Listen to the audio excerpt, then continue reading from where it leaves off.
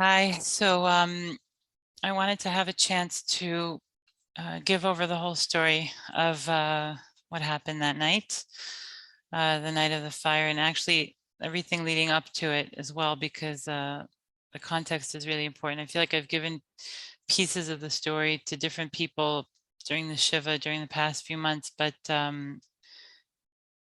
not really in an organized chronological way. I hope I can organize my thoughts well enough to do that now, now that we're 3.5 months after. Um, so I actually want to start with the fact that a month before the fire, we married off our oldest daughter, Baruch Hashem, uh, first wedding that we made, and it was a very big simcha. Eliyahu was incredibly excited about it. He acted like the host. My husband has a disability with his legs, so he stayed put most of the time, and Eliyahu was going around and welcoming people and asking them if he can show them where to sit. And he just, felt really, that's how he was. He was very mature beyond his years and had no problem speaking to anybody of any age, and felt totally comfortable with them. So that was that night. And the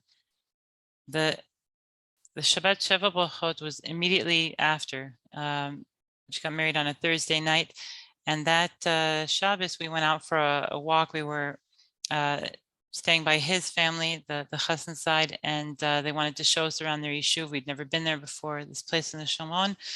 And so they were showing us around, and they showed us a really cool new playground. And the kids were on like a newfangled sort of carousel that doesn't have any bars on it. It's just like a flat disc at an angle.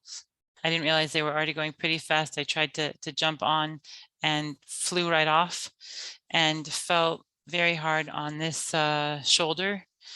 At the time, I tried to just, shrug it off. It's going to go away, but Zat Hashem, it'll get better. And we were too busy, it's Sheva Brachot. I was trying to work some of the days. I just married off my oldest daughter, so everything was a little bit harder to manage at home as well. It was just a very busy time. And then about a week and a half, I think, after the chasana, a week and a half, 2 weeks, we went to another chasana that a neighbor made for her son. And as I went to put my bag by the side of the hall so I could go dancing, I slipped on like one of those poles that the camera people, the photographers use to prop things up. I don't know what they're lighting things or whatever. She just left like poles by the side of the hall, and there was like a pole kind of rolling around. I didn't notice it when I walked over there, slipped and fell on the same shoulder. This time I was in very real pain. It was very hard for me. And so, like the next day, I think I made a doctor's appointment, went to an orthopedist, and she told me that I'm getting old and I should do physiotherapy and go swimming. Didn't even physically examine me. I tried protesting. I tried arguing with her that it was an injury, whatever. She was completely apathetic, and just sent me for another test. But other than that, she told me, make your physiotherapy appointment just now. And so fine, we were still like only 2 weeks or so, 3 weeks maybe after the chas, and I was very busy still trying to get back into like a normal routine at home with the kids and everything. One of the struggles was that Eliyahu had been having a very hard time. He'd been having a hard time in his schools since he was like in first grade, when they first started writing a lot. And towards like springtime, I think we had him evaluated and found out that he suffers from severe dysgraphia. Like dysgraphia means everything is it's kind of like dyslexia, but just everything was flipped over. And also ADHD and a few other learning disabilities that made it very hard for him. That was on top of the fact that he had, he also had some trouble walking. He would walk, he would run, but not as carefree, not as strong as other boys. He couldn't do all the jumping, the running, the soccer.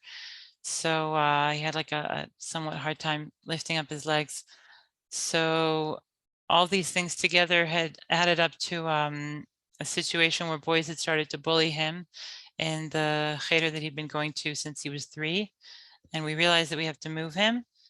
And so we moved him to a special place. It wasn't special like on a very severe level, but it dealt with boys like him who had issues that made it hard for them to be in a regular school, and you know, like a potpourri of different issues. And that's actually what he was too. He had a mixture of, you know, all these different issues. It just made it hard for him, even though he was a brilliant kid, and everyone said so. It was he had a very high IQ, and the neurologist said she'd never seen such a huge gap between intellectual abilities and an actual, you know, function, like in terms of the learning disabilities. So basically what happened is that we had moved him to a special place. After 2 years there, they said he's functioning too well. We moved him to another place, and this was like a normal place, but with small classes, and you know, they'd pretty much committed to being able to help him. So we were already in the 3rd year in this place, and each year was just a struggle all over again. It was a lot of the boys there come from more difficult homes. There was a lot of violence, a lot of bullying. But we said, no, he's got to tough it out. Like, we can't do this anymore. We know he's going to have a hard time wherever he goes. The only thing we can do is to try to build him up on the inside. We gave him a lot of, you know, like art therapy. And throughout the years, we've been giving him a lot of different kinds of venues to, you know, try to boost his self-esteem from all the abilities that he does have. Chugim, you know, like an electronics chug and a carpentry chug and all sorts of different things. They took him to be evaluated in all sorts of different ways. And I'd taken him to like a shloshta memadim type of therapist. I took him to all acupuncture. We tried everything. My mom had tried everything, and we were still trying. We were still always asking for people's advice for more options, things that would actually work for him. We ourselves went for a whole year of private counseling as parents to try to figure out how to help him, how to empower him. I'd been going to Rebbetzin Spentner's shiurim since my oldest was like 5, and she gave us a lot of eitzah for what to do with him. So he was stuck in this bad situation, and right around the time of the chasana, when we were all busy and there, you know, there was a lack of routine and whatever, he hadn't been going very often. I think he probably chose to skip class, chose to skip school altogether at least twice a week. And we were letting him because we knew how difficult the bullying situation was there. And he was a very sensitive, mature sort of boy, and it was hard for him. Got along better with adults in some ways. Although he loved everybody, he loved kids too, but just, you know, the feeling wasn't always mutual. And so we let him stay home a lot. And that dafka, that week, we were starting to come back into a routine a little bit. We were still very hectic, not just because, you know, the oldest daughter was married off, but also because about 3 weeks before the fire, which would have been, I guess, a little bit after the Shava Brachas had ended, my second daughter and I had started doing 40 days at the Kotel. We each had things that we wanted to daven for, and we decided to go for Ma'ariv every night. It was a real challenge. Middle of winter, freezing cold. One of the days that I couldn't go with her, actually Eliyahu had gone with me just the week before, and it was mamish snowing as we were walking back from the Kotel. Freezing, you know, if anyone's been out by Shar Yafo, by Yafo Gate, winds are very strong, and it was snowing on us, and like wet, heavy snow. It was a very difficult 20 days, and Biduk that night, I should back up even one more day. I had been interviewing for a new position, something that I was very excited about. Seemed like a really nice workplace, seemed like a really great opportunity. And I'd be leaving the employer that I'd been in for, you know, I'd been working for the past 5.5 years, which was a very nice place, but even after they promoted me, I felt like it was still very, very limited in terms of what it could offer me for professional development. And one of the things that actually made me think that I could, go out and look for a job is that I'd originally come to my current employer because of the fact that Eliyahu had all these, different issues, and there were the other children and whatever. And now that the oldest was married off and Eliyahu had become very independent and, was skipping school a lot and whatever, I felt like it's time to, go back to work full time and try to focus more on other things as well. So I had been interviewing with this place, and we'd been in a little bit of contract negotiations. And the night before the fire, I was doing grocery shopping with Eliyahu and his older sister, and my husband called and said that they'd sent the contract over, and I said, okay, as soon as I get home, I'm going to sign it. Got home at about 11:15. I signed it and sent it back to them, and then I knew that I was going to have to tell my employer the next day, and I knew that it was going to be hard. My employer, thank God, really does appreciate me, has wanted to promote me within, the abilities that they have. And I knew that it was going to be a very hard thing to let them know about this. The next morning, I let my direct manager know as early as possible, and she was just beside herself. She was very upset. She said, give me a chance to try to work something out. Maybe I can get you a raise. Maybe she was trying to think of all sorts of different solutions. I told her it really doesn't matter. I already signed a contract. Like I'm not going back on this. Whatever. I saw that she was taking it very hard. I figured, okay, I'm going to give her the day to kind of calm down, and we'll talk more rationally tomorrow. And so that whole workday was just full of, it's like angst and guilt, and did I handle it properly? Was I sensitive enough? All sorts of different feelings. I had consulted a Rav before all this. I knew that it was going to be a big deal, so I at least had that to fall back on, but I was full of all sorts of conflicting feelings. And then right after work, I had to go to the Kotel for my 21st day, I think it was. Mamash, we were in the middle of the 40 days. And my daughter, Dufka, couldn't come with me that day because every Tuesday she had class until 10 o'clock at night at the Hadash, at the seminary. And so Tuesday nights, we would go separately. It was a bit lonely, but that's why Eliyahu had gone with me the previous Tuesday night, because she couldn't. So I went alone, and right after that, I had a Tuesday night Rebbetzin Spentner shiur. So I came back from the Kotel, didn't even go up to the house, just got straight in the car, drove to Neve Yaakov to Rebbetzin Spentner shiur. And then, as usual, like Rebbetzin Spentner shiur, like it ended at 10, I think. So, a little bit after that, I'm in the car and I call my daughter and I said, oh, did you just get out? Maybe I'll pick you up and give you a ride. And she said, no, you wouldn't believe it. Like, I'm waiting here for a bus to take me to the Kotel.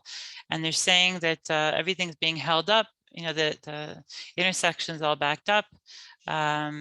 It turns out that a truck or a bus or something flipped over and it's blocking the whole intersection, and buses aren't coming. And I don't know what's going to happen. Like, I need to get to the Kotel. It's late. I'm tired.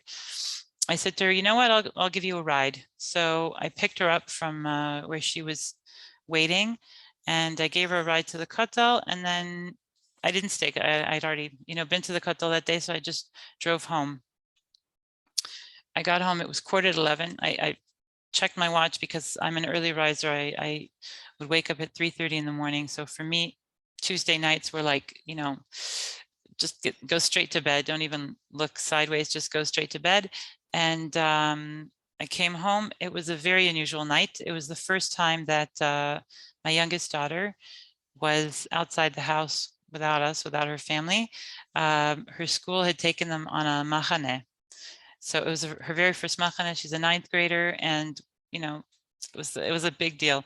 And so she wasn't home, and my the older daughter, who was at the kotel. Obviously, she wasn't home, and the oldest daughter had just gotten married, and that's it. Those are our kids, the 3 girls and Eliyahu.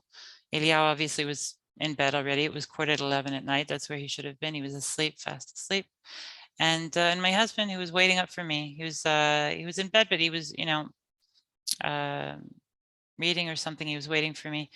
So, Mamish, the last words I said to him were, remind me in the morning, there's another kind of treatment that somebody recommended that, could maybe help Eliyahu, like empower him and whatever.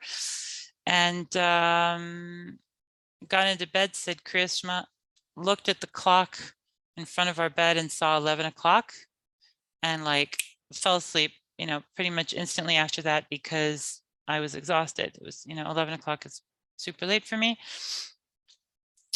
I feel like I barely even slept. I was asleep, but I feel like I hadn't gotten into deep sleep yet when all of a sudden we heard, like, it felt like a rocket had fallen on the building. I mamish thought that I jumped out of bed and I saw my husband standing right in front of me. I realized that he had also jumped out of bed, which for him is very difficult because he, as I said, has a disability in his legs.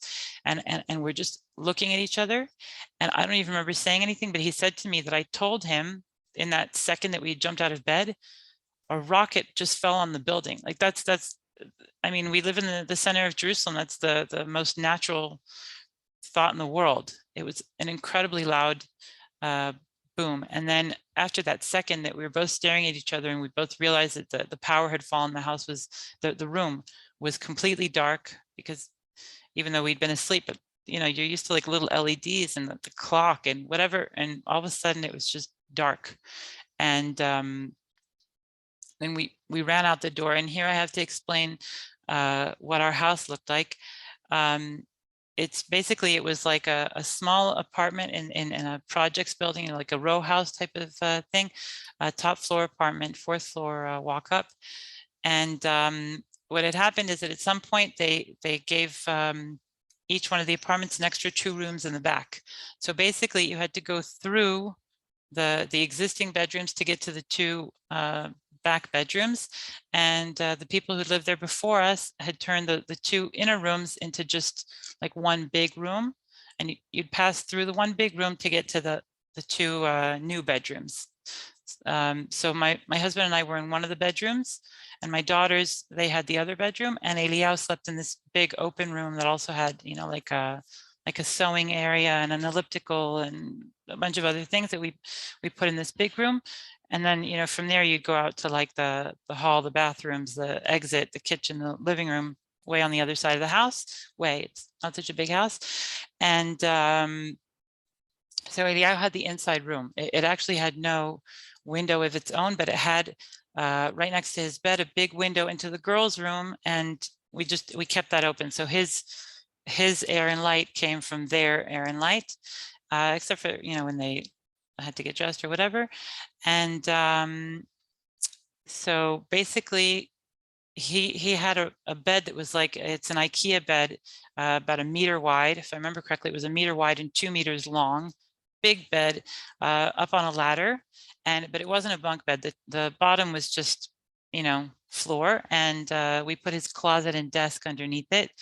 And he loved to sit there. He loved to sit by the desk. He had like one of those little, computer chairs, and he'd sit there reading for just hours. That was the only time you could see Eliyahu sitting for any lengthy period of time was with a book, and or when he was like designing something. His mind was always working. And here I have to explain that it was such a cold winter that even though he had the inside room and there was no way to put like an air conditioner or anything in there, and it was, relatively warmer because it wasn't drafty or anything, it was the inside room. Nevertheless, he'd been complaining a lot of the cold because it was a very cold winter. We'd actually had come close to snow several times, which in Jerusalem is not normal. And it had snowed finally.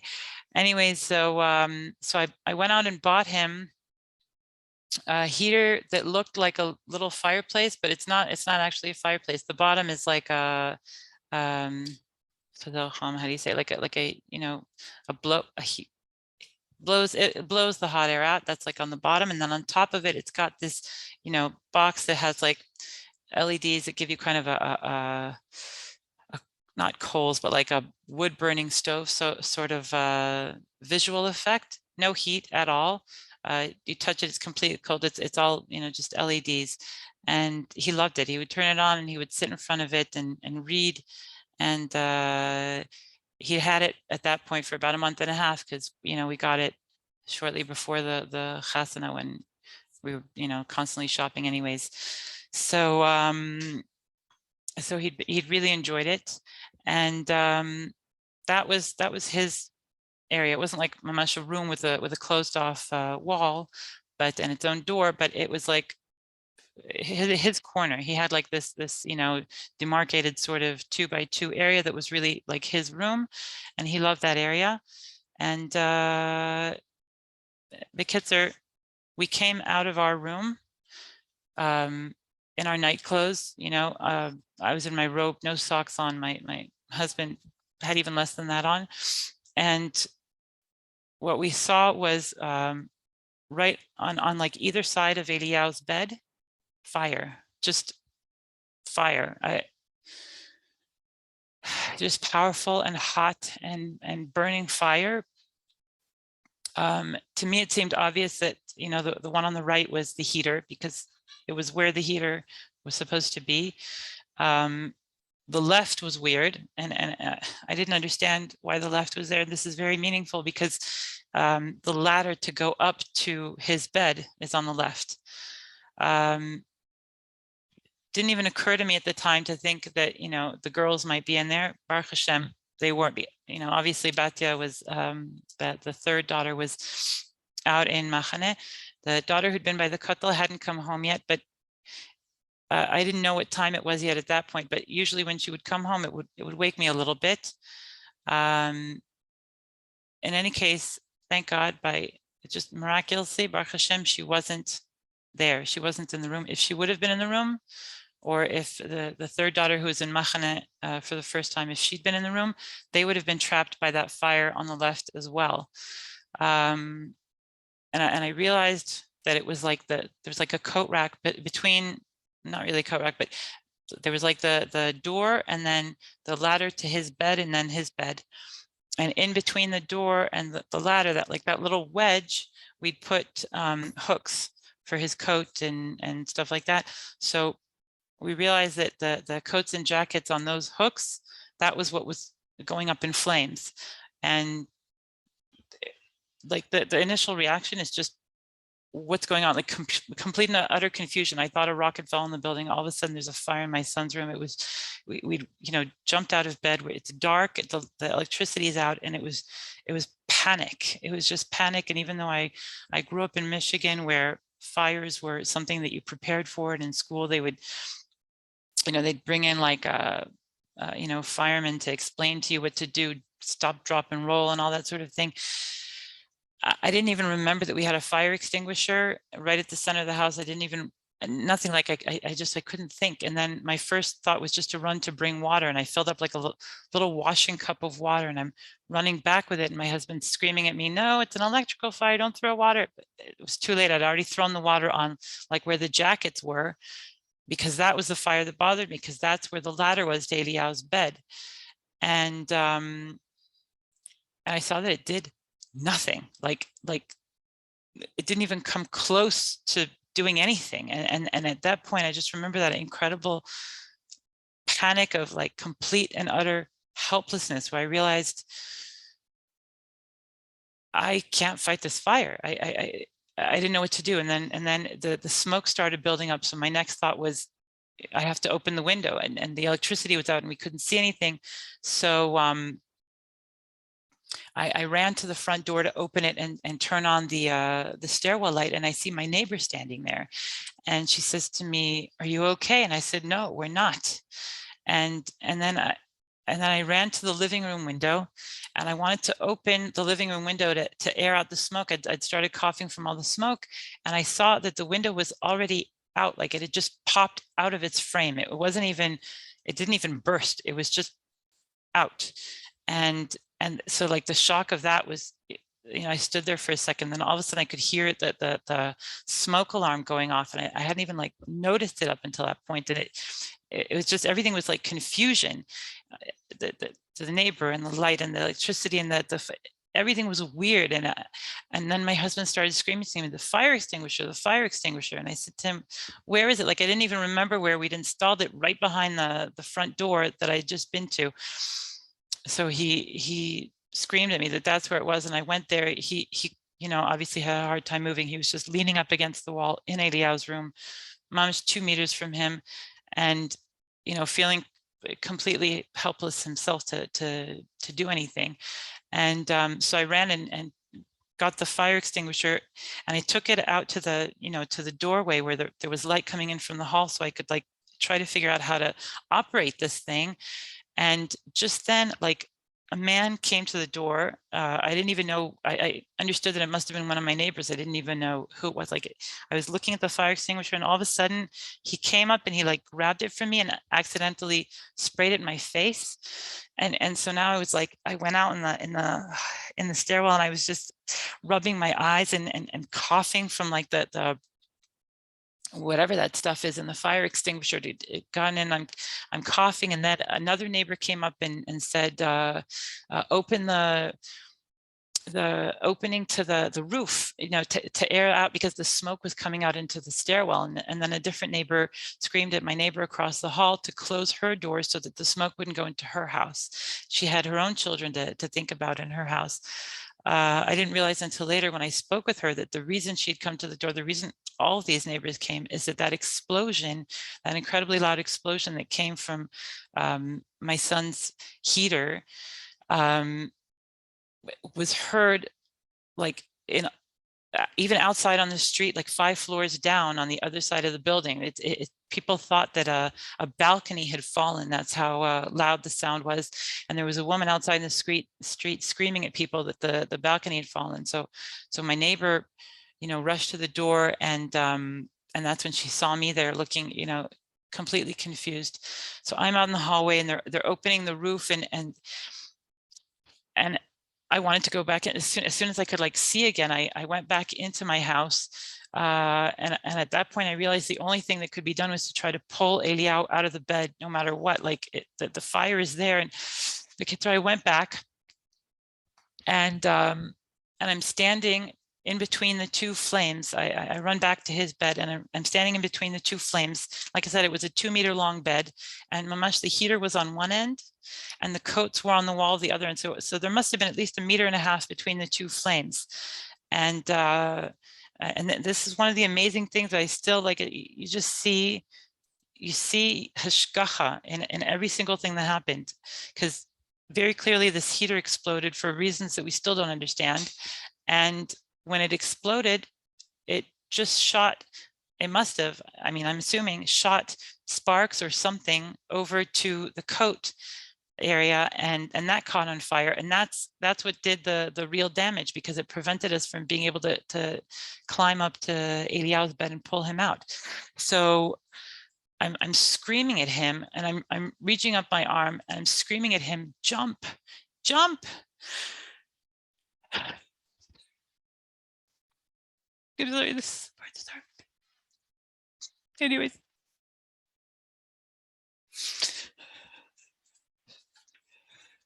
So I'm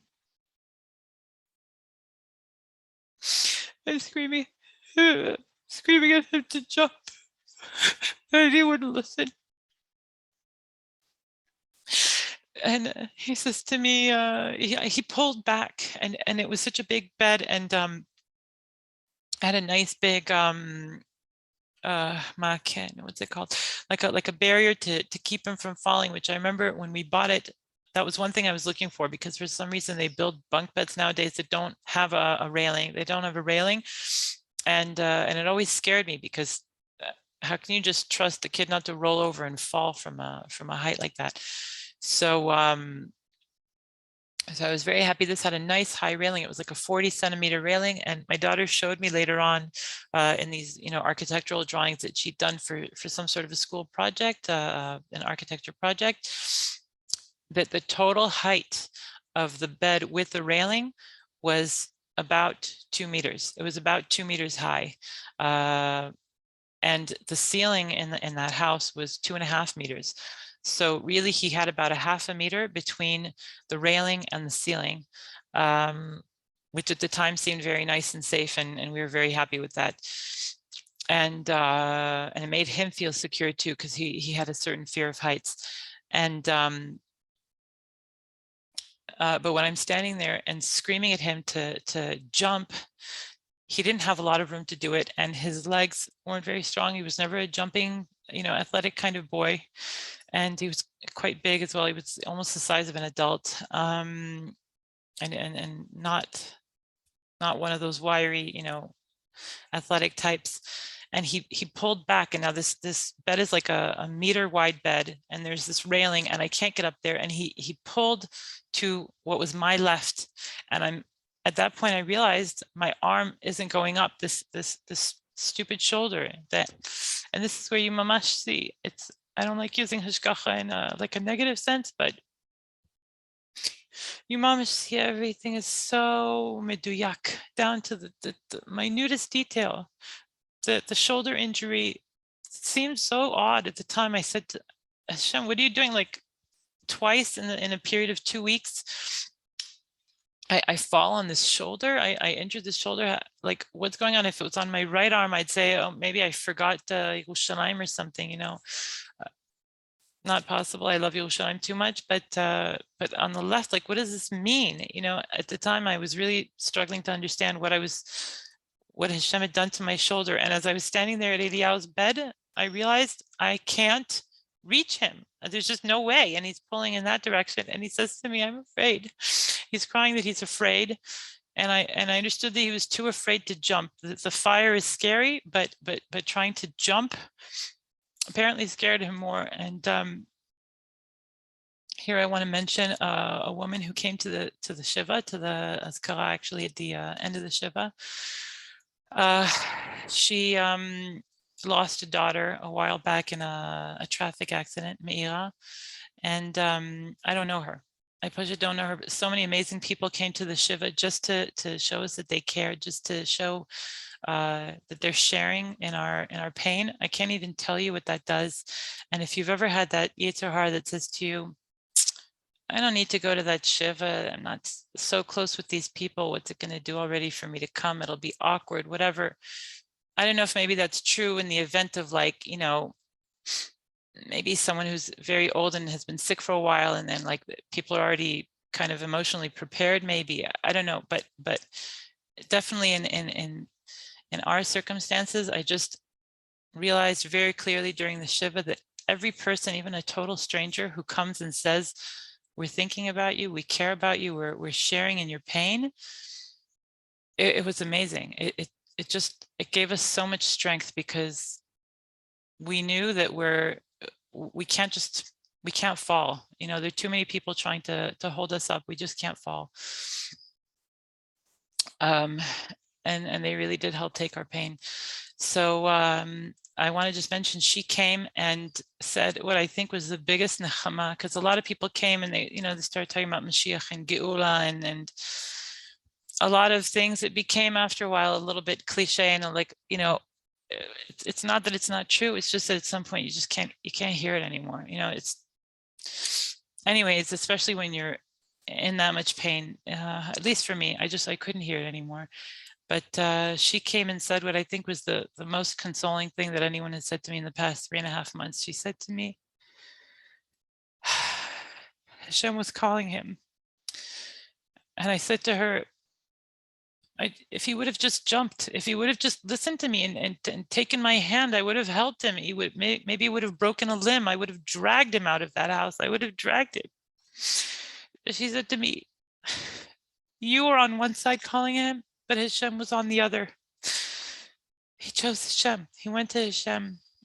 And bottom line, I think that's the most true thing that anyone said to me at the Shiva. If I'm standing on one side and Hashem standing on the other, then bemet kilu, he made the right choice. As painful as it is for us here, basically what happened was that at that point I realized that I couldn't get him out on my own. There's fire by the ladder. I can't reach him. My husband obviously couldn't help, and none of the neighbors were willing to come into the apartment because it was just full of smoke. It was, and the heat from the fire next to me, I almost started to feel like my arm was burning. So at that point, I realized I was going to rush downstairs and see what was holding back the firefighters. It just seemed like it was taking an eternity. This whole thing just seemed like an eternity. I realized later on that the whole thing from the time of the explosion until the firefighters showed up downstairs was probably about 10 minutes, until they made it up to the apartment, much longer than that. That's something that I still have a lot of anger about. And I know that, Tachlis are not responsible for what happened to Eliyahu, because, when Hashem decides, and Malasot. But the whole way that things were handled, it just, it seemed befuddled. I don't know. It seemed really clumsy, very, very poorly organized. But I'll put that aside for now. But bottom line, at that point, standing there feeling like I'm burning, the house filling with smoke, I'm coughing up a storm. At this point, I could barely see Eliyahu anymore because he's up in the smoke, in the thick, heavy smoke. And I know that I can't help him. And I realize the only thing I can do is to try to run downstairs and maybe like get the firefighters up to our house, show them where Eliyahu is, like try to explain to them where he is. Maybe that's what's holding them up. Maybe they don't realize which apartment to go to. Maybe they don't realize which house to go to. I'm still barefoot. I run downstairs and I see in front of the lobby of my building, I see my daughter. She'd just come back from the kotel and she's standing there looking at me like, what's going on? And I said to her, Eliyahu.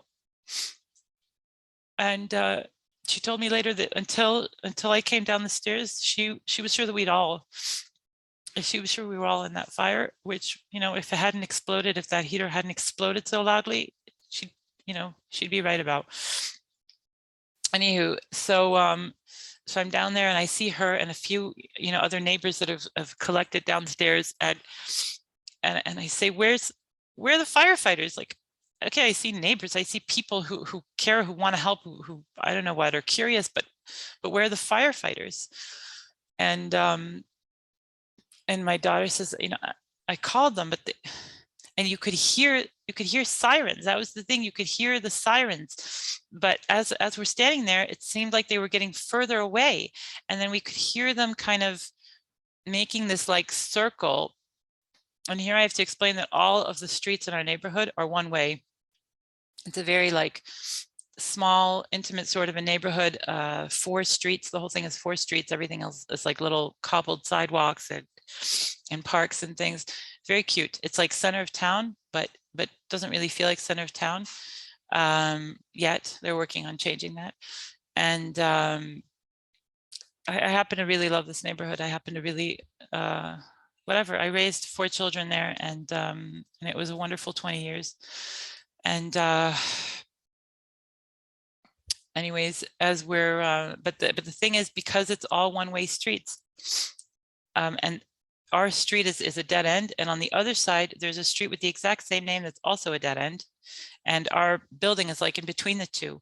So we found out later that the firefighters had first come to the other side, realized that they can't get into where we are from over there, and so they started circling around the entire neighborhood on the outside in order to get into our street.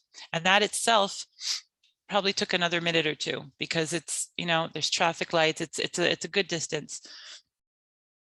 By the time they came back into the neighborhood, they come into our street. And now recently, I don't know how recently, it was sometime during the corona, the city started allowing cars to park on both sides of the street. On one side, they were parking, diagonal parking, on the other side, parallel parking, and it left a very narrow passage in the middle. It made parking difficult. It made getting through difficult. Figure that this is also a street with no sidewalk, so children are walking in it. It was a nightmare, and it's a one-way street, so you can't even, it's a dead-end street, so you can't even turn around. So if you go in, you have to pretty much reverse the whole way out, the entire length of the street all the way out, and with kids, and a nightmare, just a total nightmare. And we found out later from neighbors that when they got into our street, they started like pushing in people's, rear view mirrors, and people are screaming at them, there's a kid trapped, there's a kid trapped, stop pushing in mirrors. And basically, okay, maybe that was a few more seconds, I don't know. And then they got to the building, and what happened is that when I went downstairs and I saw that they still weren't there, it just, like, my hopelessness, I can't even describe the extent of it. It was just this feeling of like complete, like, just fatalism. Sorry, it's sort of like, just, so there's nothing. So there's just nothing. Like, there's no tools, there's no help, there's just nothing. The fire extinguisher didn't help. I found out later, like, they tried to use it, and a little bit got out, and then they couldn't get the rest out. And it was just, there were so many people tried to help in so many different ways, and nothing. There's just nothing. And so at that point, I left my daughter down there. My husband was still upstairs. I knew that he was fine. I knew that he could, walk out of the house, with help. I didn't realize that some, neighbors had tried to come in there to get him out as well. But, and he, Mamish wasn't dressed, for cold winter's night, definitely. And it turned out one of the neighbors who had a son who was a soldier, that the son took off his own, like, uniform pants and gave them to my husband. And so I saw him standing out there, and I saw other people standing out in front of our apartment, like wanting to help, but just not daring to go in with all the smoke. And I stood there, and I was just, I didn't know what to do. Nobody's helping. Big, strong men, brave men who wanted to help. Just nobody would dare to go in because of the smoke. And so I said, okay, I'm going down on the floor, smoke rises. I'm going to try crawling in. And I got about 1 meter in before I realized the smoke was just filling the entire apartment, top to bottom. The smoke was all the way down to the floor. It was thick, black, toxic. You couldn't even see. And I peered down the hall to where Eliyahu's bedroom was, and all I could see was just like orange. I could see like burning orange off in the background. That's when I realized the fire's still raging. The house is full of black smoke. The firefighters aren't even here. I don't know. Like, intellectually, I'm sure I knew at that point that, and chance, there's no chance, but you don't want to let go of hope. You want to believe that, okay, but once they get him, so okay, there'll be smoke damage. There'll be, I don't know, he'll be coughing, he'll be unconscious. They'll do something. They'll, revive him. They'll take him to the hospital. They'll do something. Maybe he'll be, in a, unconscious for a while, coma. I don't know what, I don't know what I was thinking, but you hold on to anything that you can. And so I tried going back downstairs to see where they were. And at that point, my downstairs neighbor stopped me, and she said, take some slippers. And she gave me a pair of slippers that I'm eternally grateful for, because they served me until somebody bought us shoes, like on the, I can't even remember which day of the Shiva, but like, I guess I don't even remember how long I had those slippers for. Bottom line, I went back downstairs, and my daughter's crying, and we're both saying Tehillim, and a neighbor comes up and puts her arm around me, and like, she's, squeezing me, and she told my daughter later that when she came up and gave me that squeeze, they already knew, like the kids, or everybody knew that the firefighters got there, and I went up to try to explain to them where Eliyahu was. It was just one firefighter, an Arab firefighter, and me standing in the hall in the stairwell. And I'm screaming at him that my son is there, and I'm trying to explain to him where my son is, and he's just like, okay, slow down, and I'm like, why slow down? Like he was just very slow, and he was one guy, and then the rest of the guys come, and he's explaining things to them, and then they realize that they don't have their masks, and they went back to get their masks, and then they come back, and they're deciding what to do. Meantime, their main goal was like to, get all the families either out, or to get them to close their doors and prevent smoke from coming in. People are like evacuating their houses with their children, and they wanted me out of the stairwell, and I'm seeing them like trying to run hoses up there, and then deciding not to go in yet because they have to scatter the smoke first. Okay, go get the smoke scatterers, and then, oh, that's not enough, go get another one. And each time they're like going up and down these, this tiny stairwell up to the 4th floor. And he says to me, get out of the way. So I went down to the street, and I'm saying to Helen with my daughter there. And as we're both crying and saying to Helen, we see my husband coming down, and they've got like an oxygen mask on him that the Hatzalah guys were with them, or Mada, or whatever it was. And they're trying to help him. And but I know that he's fine. I spoke with him. He was still speaking. And he's sitting in the lobby, and they're trying to help him and give him oxygen and whatever. And then they cleared him to the ambulance, and I'm looking down, and I see that the entire street is full of fire trucks, and the ambulances are all the way at the end of the street, like on the the perpendicular street. And I'm thinking, if they bring Eliyahu down now, by the time they get him out to the ambulance, like just that takes an extra minute or two. Like they can't even get him to the ambulance fast, because the ambulances are all the way at the end of the street, and there's fire trucks blocking everything. And how's an ambulance supposed to get out fast when there's this huge blockage? And there were like too many cars in this tiny neighborhood. There was just too many automobiles. And so anyway, so I'm there saying to Helen, and firefighters are going up and down the stairwell, and I keep asking them, but where's Eliyahu? Where's Eliyahu? Why are they bringing him down? Why aren't they bringing him down? And this neighbor comes up and gives me a squeeze.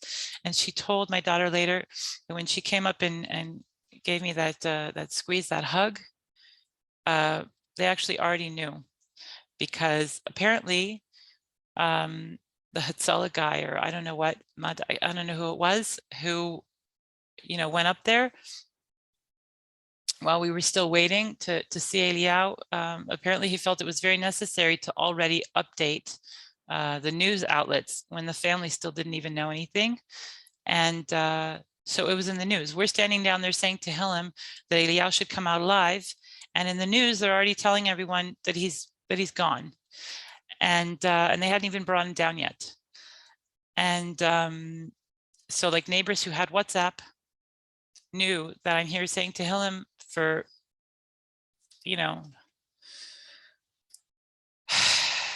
anyways, that was at about 11:45. So we're talking about between the time that we estimate from everything that we've pieced together from neighbors and what they heard and the phone calls they made, and when we called the firefighters, we estimate that the explosion happened at 11:15, which would have been 15 minutes after I'd fallen asleep. So I wasn't in a deep sleep yet. At 11:17, people were calling firefighters. They saw smoke coming out of the living room, which was again on the other side of the house, and they called firefighters.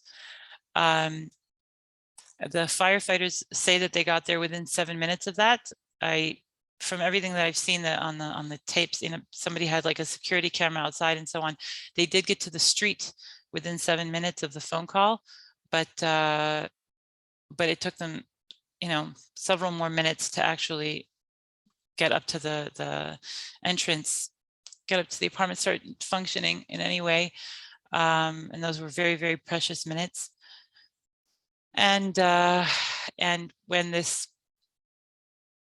when the news went out about this, it was 11:45. So we're talking about a half an hour between the explosion and when the news was telling people that he was gone, and we were still out there. My daughter and I were still out there. We still hadn't been told. And at that point, Hatzalah people started coming, or Madha people, I don't know, started coming up to us and telling us, like, you should go to the ambulance, you should get checked out. And I said to them, no, I'm fine. I know that I'm fine. Really, I don't need oxygen. I am fine. And your daughter, no, she wasn't even in the fire. She's fine. Just bring Eliyahu down. No, you should really go to the ambulance, go get checked out. Give us your phone. I'm not going to give you my phone. It was her phone. It was Rena's phone, but it was also the only way that we had to, like, whatever. None of the rest of the family was with us. My husband was in an ambulance, and my oldest daughter no longer lives at home, and the youngest daughter is in Machane. And when he said, give me your phone, I realized that this wasn't about us. It wasn't about us physically. He wasn't worried about us, needing to go to the ambulance and be checked out. He needed us to leave so that they could bring Eliyahu's body down. And this must be, protocol or whatever, that they don't want us to see it. So at that point, I realized what was going on. And I told Rena, my daughter who was with me, I told her, I think this is why. We're both sobbing, and she's like, no, it can't be. Let's keep saying Tehillim. It can't be. Her denial was a little bit deeper than mine. And but she wasn't in it. She didn't see that smoke. And so we went to the ambulance, as I said, all the way over on the other street. And we're sitting in the ambulance, and I'm just like, not wanting to think about what I know they're going to tell me, because it was obvious, but you still don't want to know. And she's crying and saying Tehillim, and I'm crying and saying Tehillim, and we're trying to decide, we can't call Tati. He doesn't have his phone on him, like we got up from sleep, and all of a sudden she gets a phone call from a friend, like while we're sitting there in the ambulance, and she's like, Ma. And anyways, she told this friend that, she can't talk right now, whatever. It was like midnight, it's like midnight. And then this man comes into the ambulance, and he says, I'm a K'tzin Chosen. Chosen is like fortitude. I'm a fortitude commander. What on earth does that mean? It seems pretty obvious. The point is, I'm here to, make sure that you're not alone when you get the horrible news. So after a while, they just come and they close up the ambulance doors. The K'tzin Chosen comes in with us, and they just drive us off. And I told Rena, look, they can't tell. They're not allowed to tell us like this. There's protocols. So this K'tzin Chosen isn't allowed to tell us. And she's asking him, but where's Eliyahu? And he says to her, his situation is not good. It's not good. It's really not good. And the way that he said it is like, I'm not allowed to tell you that he's gone, but I'm trying to tell you that he's gone with my eyes, And I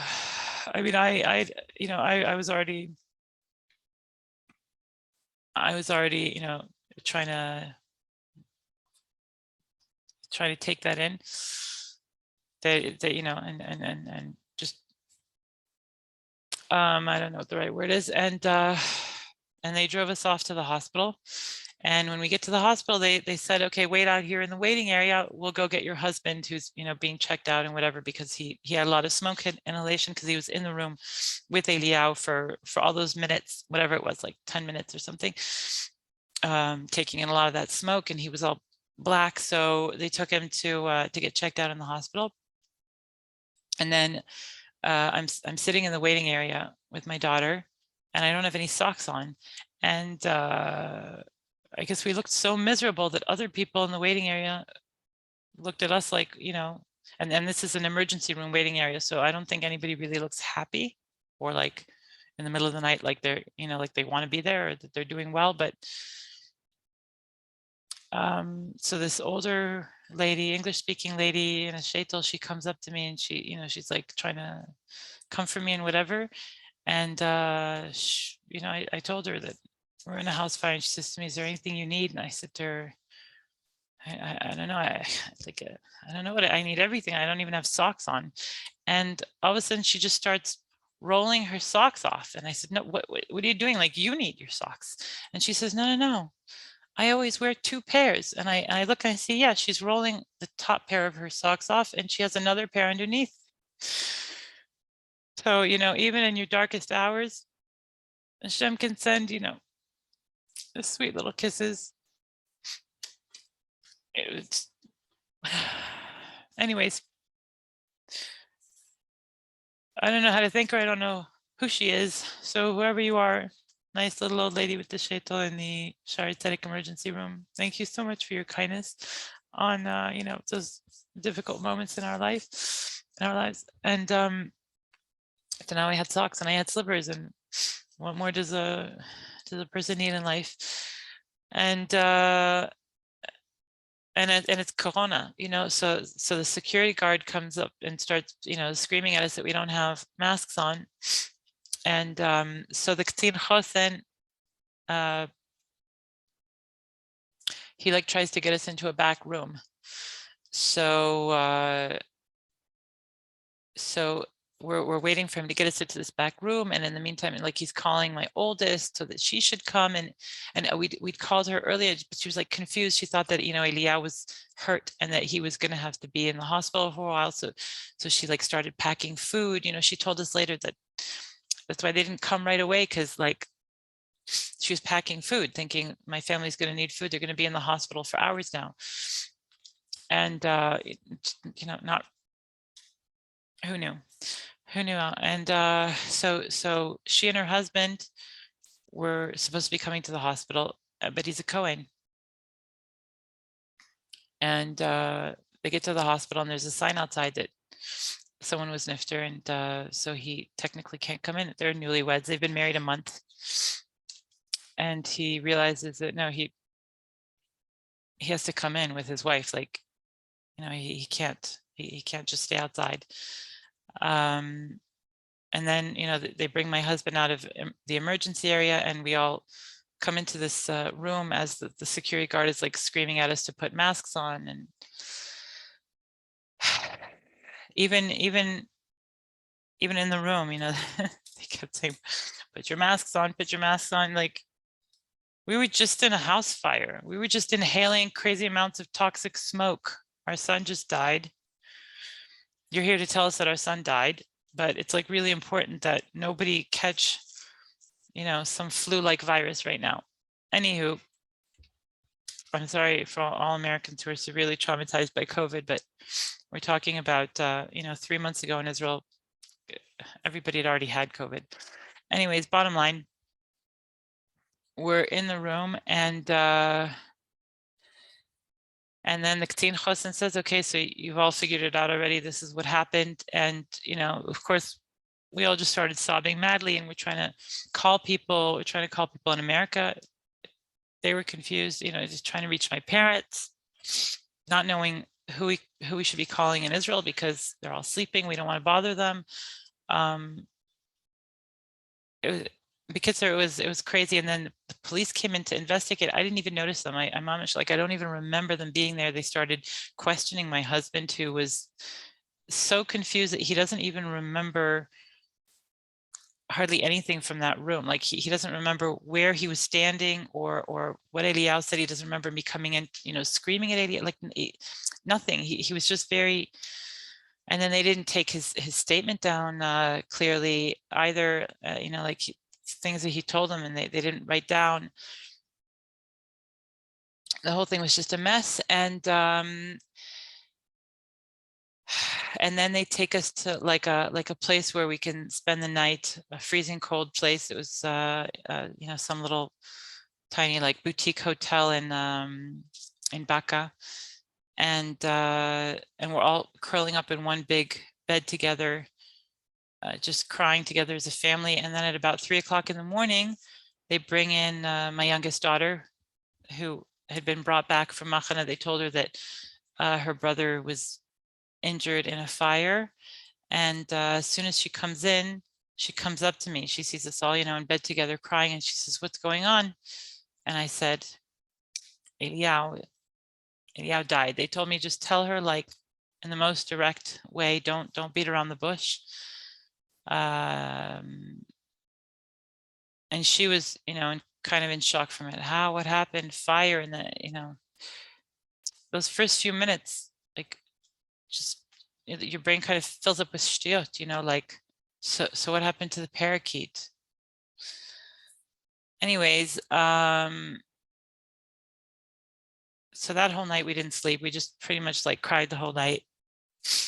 And then the next morning, funeral arrangements are being made, and it's crazy because he still hasn't been, his body hasn't been released. It was, he died at home, so it has to be, I don't know what.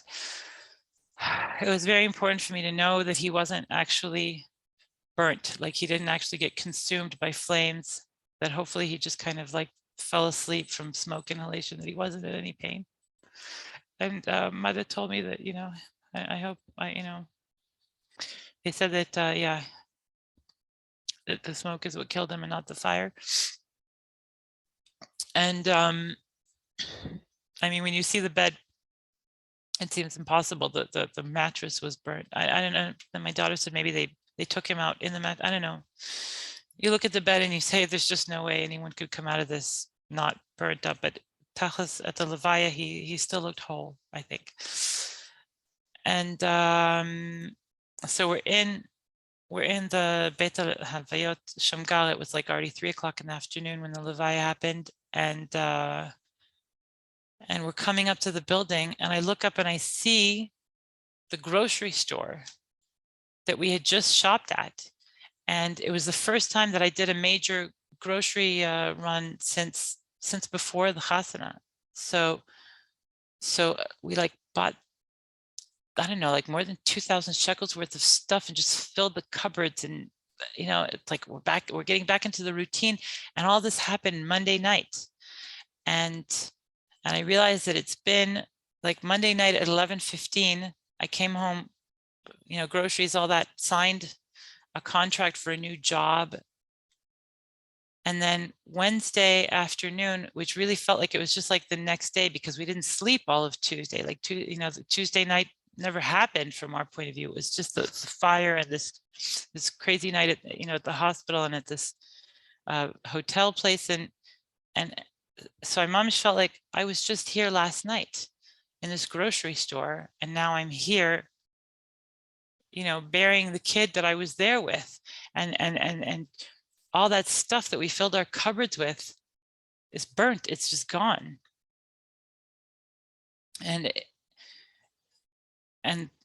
you have plans, like, you have all these plans. Well, we just bought a new stove. Everybody thought the fire was started by the stove. It wasn't.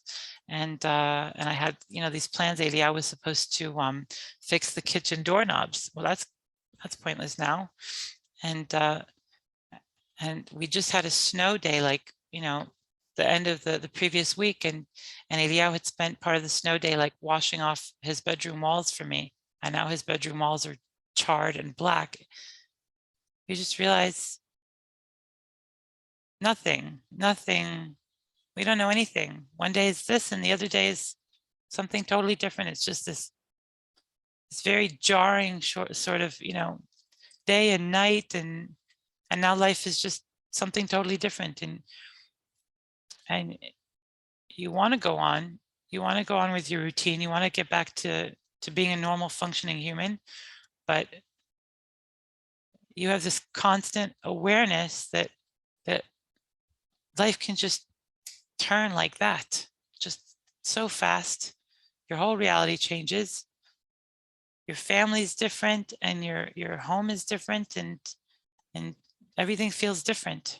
I was always the woman who had everything in the house. Neighbors knew that they could come over and borrow anything, this kind of tape and that kind of screw. And just about anything you need from your pantry. And I just always had everything. It's like 30 spices and I like everything. We had different kinds of paint, and we're very crafty sort of a family. We just had everything. And all of a sudden I don't have a pen. Like somebody wanted to give me their number and I'm like, oh, let me find it. Oh, wait, I don't have a pen. I don't have anything. I don't have a purse. I don't have anything. I don't have a phone on me. I don't have anything.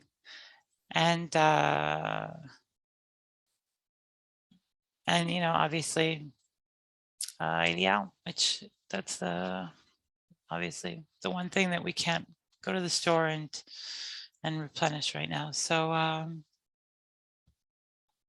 Bezat Hashem, now that I've filmed this and gotten it hopefully out of my system, I want all future videos to this channel to be about chizuk and about healing and hopefully helping people who've been through some sort of loss. How am I? I mean, I don't know that I'm in a place to be helping anyone, but to the extent that I can, maybe my process of trying to find a way to feel better can maybe help other people in that situation. Although everybody's situation is different, as I've found out in the past 3.5 months. Mamash, everyone I speak to went through something different, went through a different kind of loss. Some people weren't there for when it happened. Some people had, more time to prepare. Some people, it was several children, all sorts of different situations. But at the end of the day, I think that we all need to learn to connect with other people's pain, whatever it may be, because the pain is pain, and you can't really compare, one person's pain to another.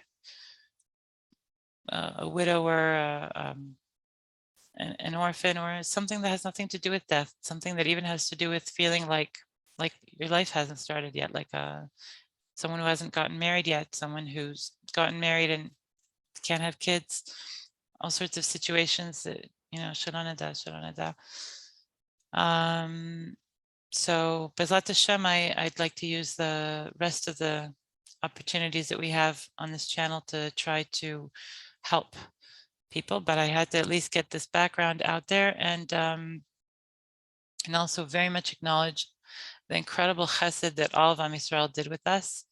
And I hope to have more to say on that. A lot of chesed, so much chesed, and also chesed Hashem, that we were 5 people in that house, and that night when this all happened, we were only 3, and tachlis, only one didn't make it out.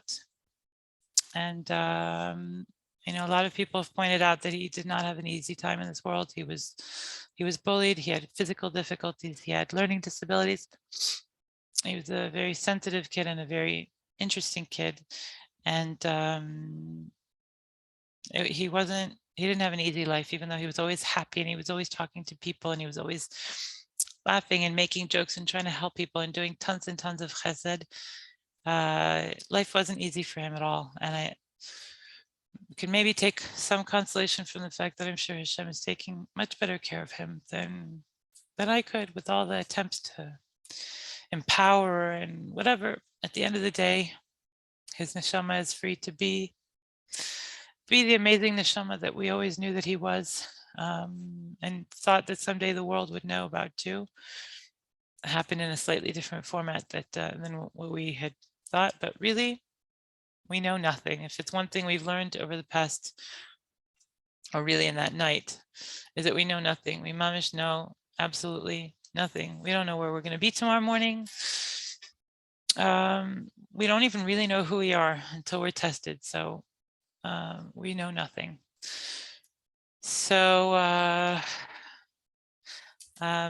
think that there is a positive note to that too, but hopefully I'll get to that in some of that at some other opportunity. And I'll just leave off on the positive note that 5 out of 6 members of our family are Baruch Hashem still alive. And that in itself is a huge nace.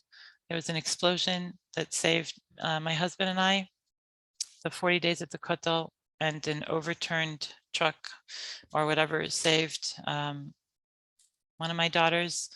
Machana saved another daughter, and bottom line, it's all from Hashem, and it really did give us a chance to see Am Yisrael in the most amazing way, doing amazing things and beautiful, beautiful chesed, and still doing beautiful, beautiful chesed with us. And there are more positive things to say some other time, Ezrat Hashem. Kol Tov, B'sorah Tovot.